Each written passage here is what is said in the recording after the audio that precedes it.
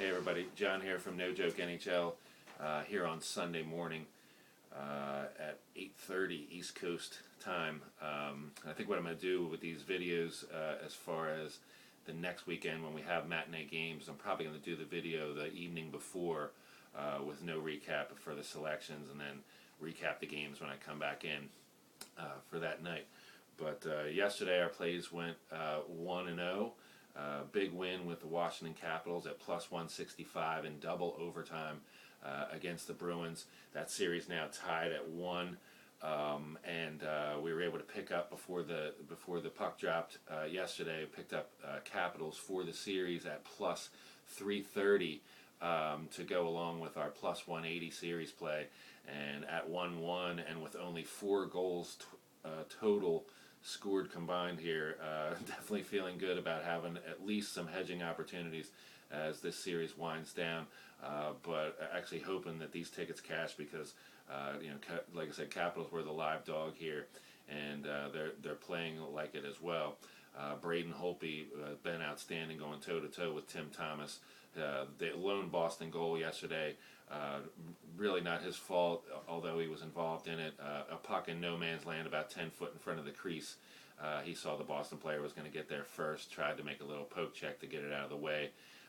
Took a full hit with his hip right into his head, but was able to keep pucks out of the net for another 2 periods of time approximately to get that double overtime victory. So we're sitting pretty good there. The other games yesterday, Blues wrapped up Game 2 to even their series at 1-1. They beat the Sharks 3-0. The first goal for the Blues actually put in by the Sharks themselves on a muffed clearing attempt. So St. Louis feeling a little frustration. If you're a San Jose backer, there, you're feeling a little frustrated because that game was well within hand for the Sharks to take that, even though the Blues did get the shutout. Yaroslav Halak goes out with an injury in period 2, and Brian Elliott comes in for the tag team shutout here. Like I said, these goalies are outstanding, so whether Halak is ready for Game 3, basically irrelevant. They'll just go with Elliott, and like I said, these two goaltenders, both dead even in skill sets and wins and shutouts. So you're really not losing anything by going with either one of them. So Brian Elliott more than formidable. I didn't make any plays on them yesterday. I do have 2 series plays on them. Blues in 5 games and Blues in 6. So we're going to stand pat and just watch Game 3 and see what happens there, to see if we need to make any moves beyond Game 3. The other games last night, Ottawa and New York Rangers, that series now tied at 1 after Ottawa's overtime victory there. These two teams hate each other, of course, or are becoming to hate each other. After open fisticuffs in the early part of that game, a lot of pushing and shoving. This series moves back to Ottawa. I still think the Rangers definitely the superior team, better goaltender, but Ottawa can make this interesting. They can put pucks in the net, and they like to get physical with big teams. So certainly not a pushover, but I do think the Rangers at the end of the day are going to get that victory in this series. Chicago and Phoenix went to overtime again, this time the Hawks prevailing. Hawks needed another goal within the last 10 seconds to force the overtime period. 7 seconds left in Game 1, 5.5 seconds in this second game, but they do get the job done in overtime. Glad to see, if you're a Hawks backer, you were glad to see that they put 4 goals on the board. They're not going to win many of these series games if if they only have 2 goals or more, or 2 goals or less, as they did in Game 1. So if you're a Hawks backer, you like to see the fact that this game went over the total pretty handily. If you're a Phoenix backer, you're probably a little frustrated, especially with Smith standing his ground all night long and then giving up those late goals. Those can be backbreakers. Although he's usually pretty good at putting bad adverse situations behind him and maintaining a stellar quality. So definitely an interesting one going back to Chicago, tied 1-1, as well as the other series. For today, we have 2 matinees on board. We have at 12 noon Eastern, we have Nashville and Detroit, Game 3, series tied at 1. Detroit is about a 160, minus 160 favorite. You can get a plus 140, 145 return on the Predators. I'm just going to sit pat on this series. I do have some Nashville series plays. I have them at minus 115. I also have them to win in 5 games and in 6 games.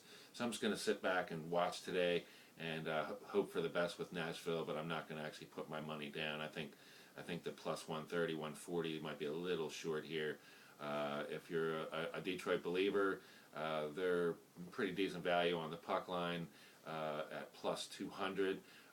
However, Detroit playing, the way they played in the late season and even so far in this playoffs, pretty tight, and I just don't see them, beating the Predators, in a wide open fashion. So I'd be a little leery about laying that minus 1.5 on Detroit.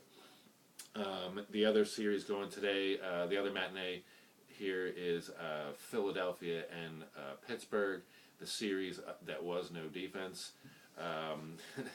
The wide open, filling the pucks with nets. Goalie's not stopping anything. I know one thing for sure. Home ice doesn't mean anything here between these two teams. Matter of fact, Flyers seem to play a little better in Pittsburgh's building. When they play each other. So I don't see this move back to Philadelphia as being anything to adjust this number big, although, of course, Vegas has adjusted the number big. So what I'm going to do here is I'm going to come back with Pittsburgh minus 1.5 on the puck line, and I'm going to take them at plus 250, the generous plus 250, 5-2 there on Pittsburgh.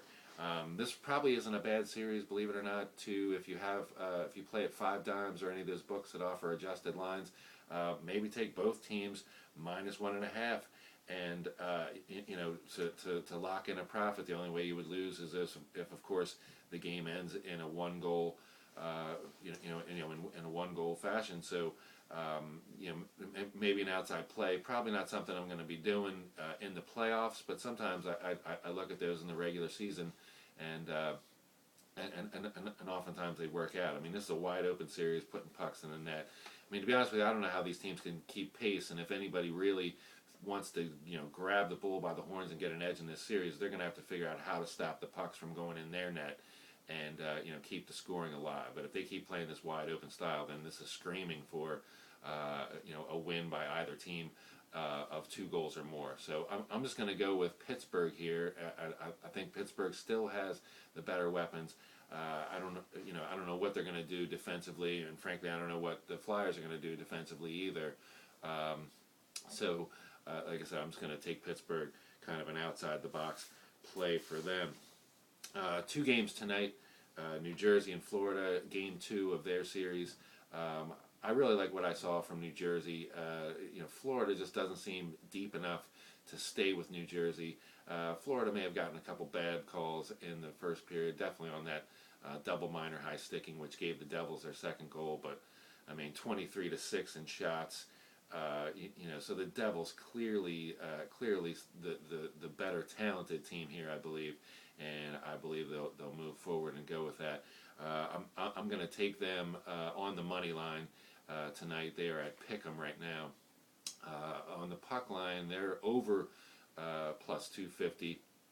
So I mean, if you want to take them there, but I'm not gonna be greedy here. I'm just gonna take them on the money line. I do think they're the better team, and I think they go back to New Jersey 2-0 here. Sharks Vancouver, I have not been playing, and actually I bought a series ticket on Vancouver before Game 2 at plus 105, and now they're at a 2-game deficit. I could get them at plus 250 for the series, but I'm not biting there. I'm just gonna hold on to this and see if it gets interesting. Kings a slight minus 120 favorite. Their puck line is plus 250. Interesting thing about the Kings here, they've actually covered the puck line as dogs, big dogs actually, up in Vancouver. Again, if you can get that adjusted line where you can lay minus 1.5 on either team. So the Kings have actually covered the puck line in both of their wins up in Vancouver. at plus 400 in both of them, and they also, coming down the stretch, the last 40 games had a high number of puck line covers as well as the favorite. So if you like the Kings to win here, playing them on the puck line at that generous plus 250, probably not the worst move you could make. They seem to get it done. Even with Quick and the tight goaltender, tight defensive posture first. But I think the main thing here is for Vancouver is one of the Sedin twins is out. Really cost their power play, which has not scored. They're 0 for 10 on the power play with giving up 2 shorthanded goals. So if you really want to know, a lightning rod type factor that's favoring the Kings here, it certainly could point to the special teams. So again, I'm going to lay off this series. Like I said, I know a lot of people backing the Kings at some nice money here. So good luck to you guys with the Kings here today. But I'm going to, like I said, I still hold that series ticket that I purchased on Vancouver. So I'm going to be silently cheering for them. Well, that's a report for today. Please ask me any questions you have. No Joke NHL on Twitter. I'm on Facebook as well, posting these. Dave Tooley's View from Vegas.com. I'm basically anywhere you want to find me for these hockey playoffs, so please don't hesitate to ask or let me know what you think about these videos. And let's make some money today.